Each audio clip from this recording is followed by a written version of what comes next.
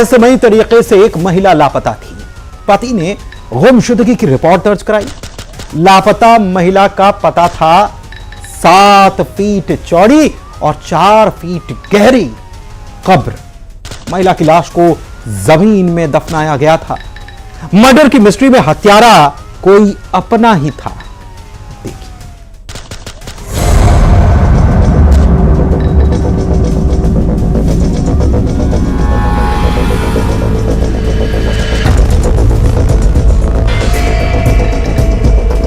जमीन में दफन खौफनाक मिस्ट्री।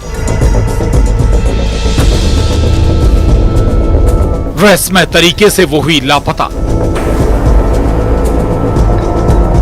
7 फीट चौड़ा 4 फीट गहरा राज।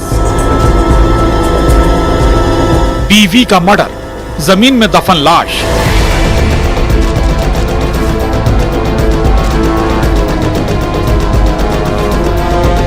शक में बना शैतान, रिश्ते की कब्र। यह मिस्ट्री है प्रगति किरार की गुमशुदगी की, जो अचानक रहस्यमय तरीके से लापता हो गई। हर तरफ उसकी तलाश हुई, लेकिन प्रगति का कहीं सुराग नहीं मिला। उसी सुराग को तलाशने के लिए पुलिस की टीम इस जगह पर पहुंची है। खेत में बने इस कुएं के पास जिस जमीन को खोदा जा रहा है, खुदाई के बाद यहां एक लाश मिलती है। ये लाश थी लापता प्रगति की। ग्वालियर के बिलौर थाने में प्रगति के पति सोनू किरार ने पत्नी प्रगति की गुमशुदगी की रिपोर्ट 13 जुलाई को दर्ज कराई थी। लेकिन चौंकाने वाली बात यह थी कि 8 जुलाई से प्रगति लापता थी। बिलौर थाने में जो है 84 चौकी पर फरियादी जो है उनके द्वारा अपनी पत्नी प्रगति किरार की घूमने की रिपोर्ट दर्ज 13 तारीख को दर्ज कराई गई थी। उस पर से जो है बिलौर पुलिस द्वारा जांच की जा रही थी। आखिर 5 दिन की ये मिस्ट्री क्या है? जब प्रगति 8 जुलाई को लापता हुई तो 13 जुलाई को रिपोर्ट क्यों दर्ज कराई गई? प्रगति के मायके वालों ने दामाद जनवेद किरार उर्फ सोनू पर शक जाहिर किया। जनवेद बार बार अपने बयान बदल रहा था, जिससे वो पुलिस के रडार पर आया। पुलिस की 3rd डिग्री और कातिल के हलक से सच बाहर आ ही गया। जनवेद उर्फ सोनू ने पत्नी प्रगति की हत्या 8 जुलाई को कर दी थी। उसके बाद अपने घर वालों के साथ मिलकर लाश को अपने ढाबे के पीछे खेत में बने इस कुएं में छुपा दिया। पति उसका वो अपने बार स्टेटमेंट चेंज कर रहा था, तो उस पर शंका थी। उस शंका के आधार पर जब बारीकी से टीम बनाकर पूछताछ की गई तो उसने स्वीकार करा कि मैंने जो है अपनी पत्नी से विवाद हो गया था। पत्नी को मारकर 8 तारीख को, मतलब 13 तारीख के पूर्व में ही उसने अपने पत्नी को मार दिया था और अपने जो उसका जो ढाबा है, ढाबे के पीछे खेत में बने कुएं में डेड बॉडी को गाड़ दिया। करीब 7 फीट चौड़े और 4 फीट गहरे गड्ढे में 18 साल का शादीशुदा रिश्ता दफन था। प्रगति और सोनू के 2 बच्चे हैं।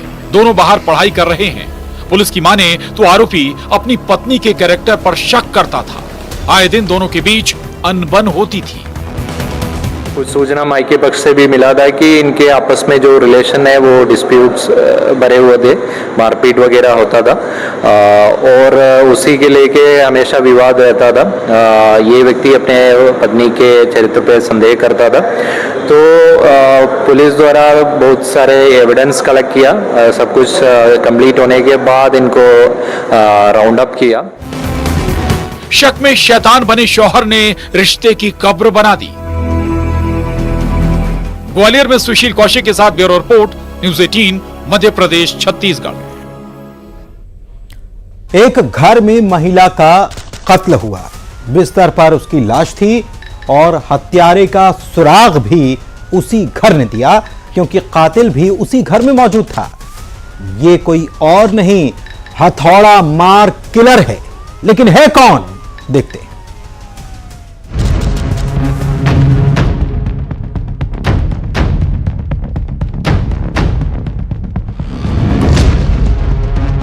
घर में लाश भी, कातिल भी। एक कमरा, 2 लाश, कई सवाल। दूसरी बीवी का मर्डर। बिस्तर पर बीवी की लाश। फांसी के फंदे पर झूलता पति। मर्डर और सुसाइड की मिस्ट्री। हथौड़ा मार किलर। यहां मौजूद सब सन्न हैं, हैरत भरी निगाह से इस घर की तरफ देख रहे हैं। घर का दरवाजा खुला था। घर के अंदर से जो राज बाहर आया उसने हर किसी को झकझोर दिया। घर के अंदर बिस्तर पर एक महिला की लाश पड़ी थी, जिसकी हत्या हथौड़े से वार करके की गई। कातिल को तलाशने के लिए पुलिस को कोई मशक्कत नहीं करनी पड़ी, क्योंकि महिला का हत्यारा भी इसी कमरे में मौजूद था। जिंदा नहीं बल्कि मुर्दा। हत्यारे की भी लाश मिली, फांसी के फंदे पर झूलती हुई। उज्जैन के लेकोड़ा में एक रात में पति पत्नी के रिश्ते का खौफनाक द एंड हुआ। सुबह सूचना आई थी लेकोड़ा, ग्राम लेकोड़ा से कि 2 डेड बॉडी है। तो सूचना पर हम गए वहाँ मौके पर। दरवाजा खुला हुआ था, देखे तो एक बॉडी लेटी हुई थी बिस्तर पे, वो महिला थी, और जो पुरुष था वो लटका हुआ मिला था। 37 साल के अर्जुन मोगिया ने पत्नी धापू की हथौड़ी से वार करके हत्या कर दी। धापूबाई अर्जुन की दूसरी पत्नी थी। क्राइम से यह साफ जाहिर हो रहा है कि पत्नी की हत्या के बाद आरोपी पति अर्जुन ने भी मौत को गले लगा लिया। सवाल है कि आखिर ऐसा क्यों हुआ कि अर्जुन और धापूबाई का शादीशुदा रिश्ते ने इस कमरे में दम तोड़ दिया। इसे परिजनों से पूछा था तो शाम को कोई विवाद हुआ है। मृतक के परिवार वालों की माने तो अर्जुन और उसकी दूसरी पत्नी का अक्सर विवाद होता था, लेकिन किसी ने सोचा भी नहीं था कि ऐसी खौफनाक तस्वीर सामने आएगी। क्या मालूम है, घर घर के लड़ते थे रोज, क्या मालूम। कुछ पुराना विवाद ऐसा कुछ सामने आया? पुराना विवाद तो उनके पहले मकान के चक्कर में चल रहा था। अभी उसको पहले उसको हत्या कर दी है, उसके बाद में स्वयं ने आत्महत्या कर ली। ये अभी तक जांच में पाए हैं। वारदात के वक्त पति पत्नी घर में अकेले थे। इन 2 लाशों में एक रिश्ते की अर्थी उठी है। उज्जैन में अजय पटवा के साथ bureau report, news 18, Madhya Pradesh, Chhattisgarh. एक शख्स घूम रहा था। उस शख्स के हाथ में था झोला, और जिस झोले में थे लाश के टुकड़े। लाश के टुकड़े लेकर वह हत्यारा घूमता रहा, अपने गुनाह का ढिंढोरा भी पीटता रहा। अब उस कातिल की तलाश पुलिस कर रही है। आखिर ये किलर कौन है और कत्ल किसका हुआ था, देखते हैं। झोले में लाश के टुकड़े, कटे हाथ की मिस्ट्री। टुकड़े लेकर वो घूमता रहा, जंगल में दफने लाश का राज। बेखौफ हत्यारा, कब्र में इंतकाम। ऐसे बेखौफ हत्यारे के बारे में आपने पहले सुना ही नहीं होगा, जिसके झोले में लाश के टुकड़े थे, हाथ का कटा पंजा और गुप्तांग। झोले में लाश के टुकड़ों को रखकर हत्यारा गांव में बेखौफ घूमता रहा। इस जंगल में वो लाश दफन है। गुरलोटा जंगल टोंगरी में जो हुआ वो थर्रा कर रख देगा। सुनिए कैसे हत्यारा लाश के टुकड़े लेकर घूम रहा था। और उसका लिंग और हाथ को काट के झोले में लेके एक आरोपी है मखदू बिरजिया जो घूम रहा है। हैरानी इस बात की कि कत्ल हुआ, कातिल सबके सामने था, लेकिन किसी को शक नहीं हुआ। जो बात हत्यारा बोल रहा है वो सच है। ये बात पुलिस के कानों तक पहुंची। फिर इस जंगल में प्रशासन की टीम पहुंची। लाश को निकाला गया। लाश के हाथ का पंजा नहीं था, गुप्तांग गायब था, यानी वो हत्यारा सच कह रहा था। 22 जुलाई 2024 को थाना सामरी में डूमर खोली के कुछ ग्रामीण लोग आके यह बताए थाने में कि उनके गांव का एक विनोद बिरजिया है, जिसको मारकर किसी ने जो है डूमर खोली के जंगल में उसको गाड़ दिया है। और एसडीएम को लेटर लिखा गया, कार्यपालिक दंडाधिकारी को बुलाया गया, एफएसएल की टीम बुलाई गई, ग्रामीण उपस्थित थे। पुलिस की उपस्थिति में शव का उत्खनन कराया गया और यह बात सही पाई गई कि उसका लिंग और हाथ कटा हुआ था। पोस्टमार्टम रिपोर्ट से जमीन में दफन राज भी बाहर आ गया। 35 साल के विनोद बिजरिया की नृशंस तरीके से हत्या की गई थी। हत्या का इल्जाम लगा है गांव के ही मखदू बिरजिया पर। हत्यारा सबके सामने था, लेकिन अब पुलिस उस हत्यारे की तलाश कर रही है। सवाल है कि मखदू और विनोद के बीच ऐसा हुआ क्या था? अंजाम इतना खौफनाक था जिस तरह से वारदात की गई। क्या ये वारदात अवैध संबंध या फिर इश्क की कोई कहानी बयां कर रही है? क्या कब्र में कैद है इंतकाम? पीएम रिपोर्ट प्राप्त हो गई है जिसमें होमिसाइड लिखा है गया है। पीएम रिपोर्ट के बेस पे थाना सामरी में अपराध कायम किया जा रहा है और आरोपी को अभी जल्द से जल्द गिरफ्तार कर लिया जाएगा। हत्यारे के हाथ लगते ही कत्ल का राज भी बाहर आ जाएगा। बलरामपुर से सूरज गुप्ता के साथ bureau report, news 18 Madhya Pradesh, Chhattisgarh.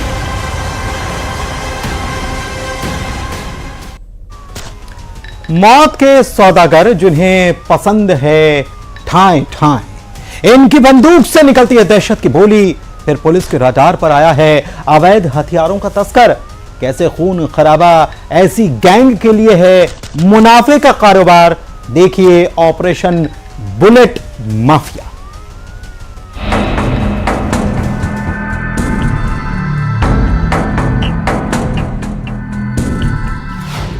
इनके ट्रिगर पर दहशत,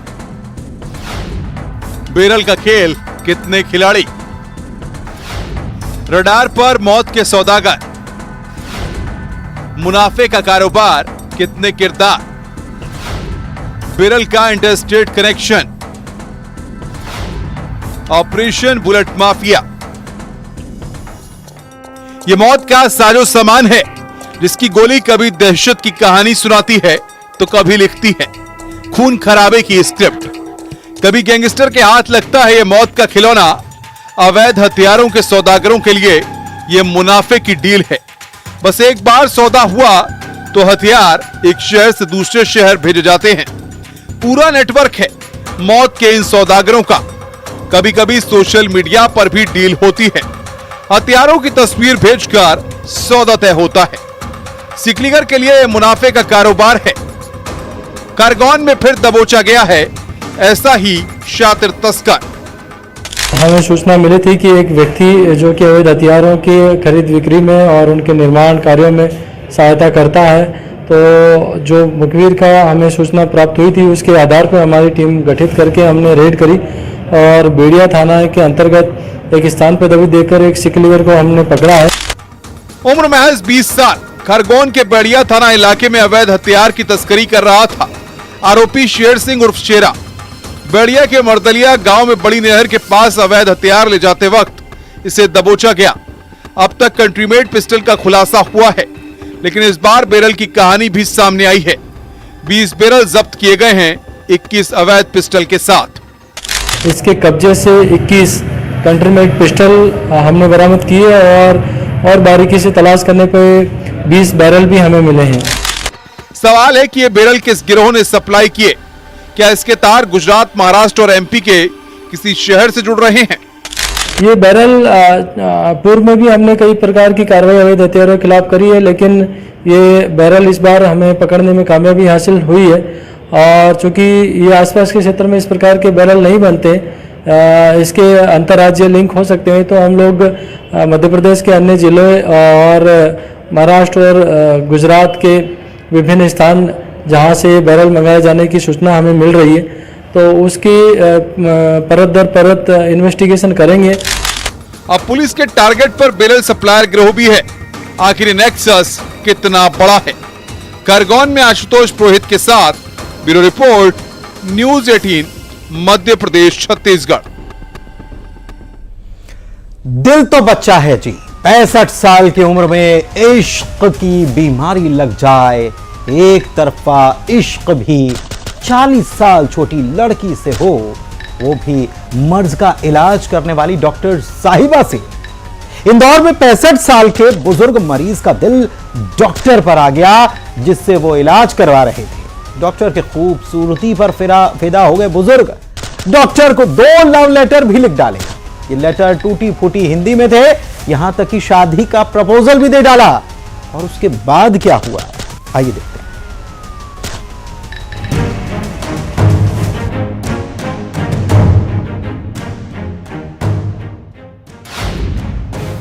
दुआ की उम्र, मोहब्बत का कलमा, प्यार का बुखार, मन चला मरीज।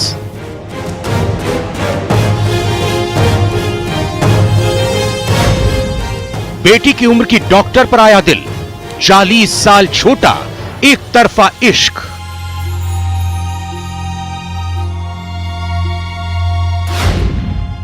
लव लेटर में मैरिज का प्रपोजल, दिल की बीमारी ने पहुंचाया जेल।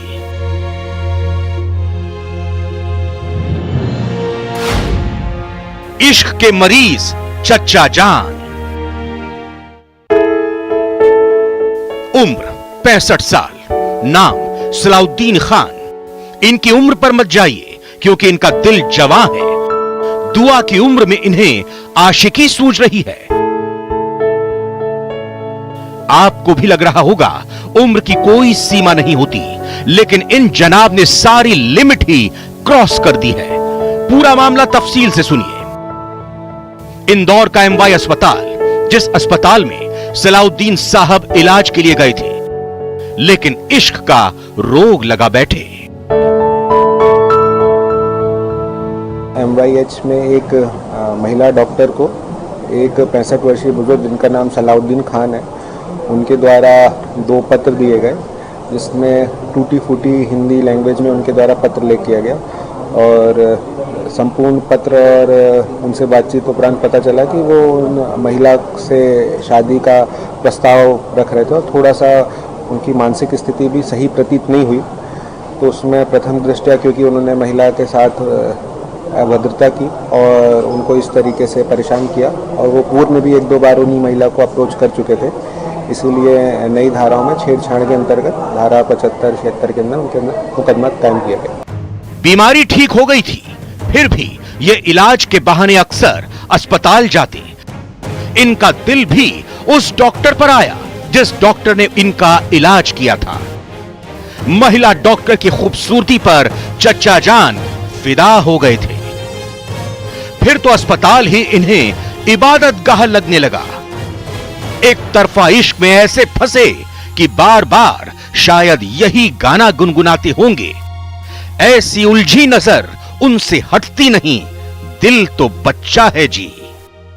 एक डॉक्टर और पेशेंट का एक बड़ा ही सेंसिटिव रिश्ता होता है, और जैसे ये बात हमारे संज्ञान में आई पोस्ट ग्रेजुएट्स ने और वहाँ के हेड ऑफ द डिपार्टमेंट ने भी इसके बारे में, तो पहले हमने बोला कि भाई समझाइश देके अगर शायद इनको समझ में आ जाए। और उसके बाद फिर जब वो काफ़ी दिनों से कंटिन्यूशन में इस तरह से ये हरकतें कर रहा था और कुछ और दूसरी टाइप की भी उसने कुछ गलतियां की हैं, राइटिंग में कोई लव लेटर या इस टाइप से भी भेजा है, और लगातार बाहर भी उसका पीछा करना और डिपार्टमेंट में आके तंग करना, ये काफ़ी गतिविधियां उसने की हैं। तो ये बात मेरे संज्ञान में आई है और इसके लिए हमने एप्रोप्रिएट एक्शन लिए हैं। और हद तो तब हो गई जब लव लेटर लिखने की इन्होंने जरूरत कर डाली। हिंदी लिखना अच्छे से जानते नहीं, टूटी फूटी हिंदी में दिल टूट ना जाए, तो हाले दिल बयां किया। 2 लव लेटर महिला डॉक्टर को लिख डाले। मन चले पेशेंट से महिला डॉक्टर परेशान हो गई थी, जिन्होंने इस बीमारी का भी अच्छे से इलाज कर दिया। संयोगितागंज थाने में रिपोर्ट दर्ज कराई। छेड़छाड़ की धाराओं में मामला दर्ज हुआ है। इश्क करना कोई गुनाह नहीं है, लेकिन इश्क के नाम पर किसी को परेशान करना जुर्म ही है। इंदौर में मिथिलेश गुप्ता के साथ bureau report, news 18, Madhya Pradesh, Chhattisgarh. कहते हैं चोर पुलिस के खेल में हमेशा पुलिस ही जीती है, लेकिन कई नटवरलाल ऐसे होते हैं जो अपने मंसूबों को पूरा करने के लिए पुलिस को ही मोहरा बना लेते हैं। ऐसा ही मामला आगरा से सामने आया, जब डीसीपी के पीआरओ को एक कथित महिला एसपी का फोन गया। फोन करने वाली फर्जी अफसर ने न सिर्फ बेवकूफ बनाया, बल्कि 2 निर्दोष लोगों को थाने से उठवा लिया। जब पुलिस फर्जी महिला अफसर को सैल्यूट ठोक रही थी, तब वो जालसाज ठगी के लिए कारोबारियों से बार्गेनिंग कर रही थी। हेलो,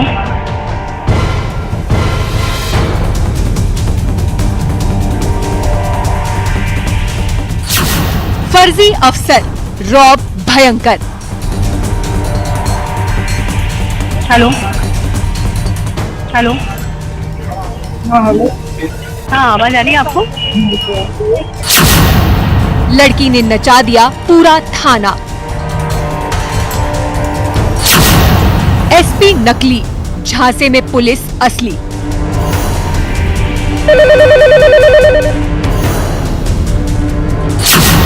हेलो, मैं एसपी कासगंज बोल रही हूँ। हेलो, क्या बोलूं? नंबर, रुक जाओ। किससे पैसे किससे करा रहे हो आप? हाँ? जिससे पैसे करवा रहे हो उससे बोलो कि मेरे को कॉल करे। रॉब ऐसा कि असली पुलिस भी खेल को समझ नहीं पाई।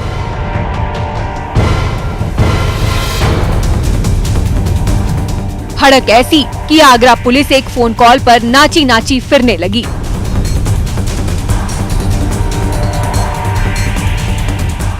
एटीट्यूड ऐसा कि दिन रात आईपीएस अफसर के साथ रहने वाले डीसीपी के पीआरओ भी चकमा खा गए।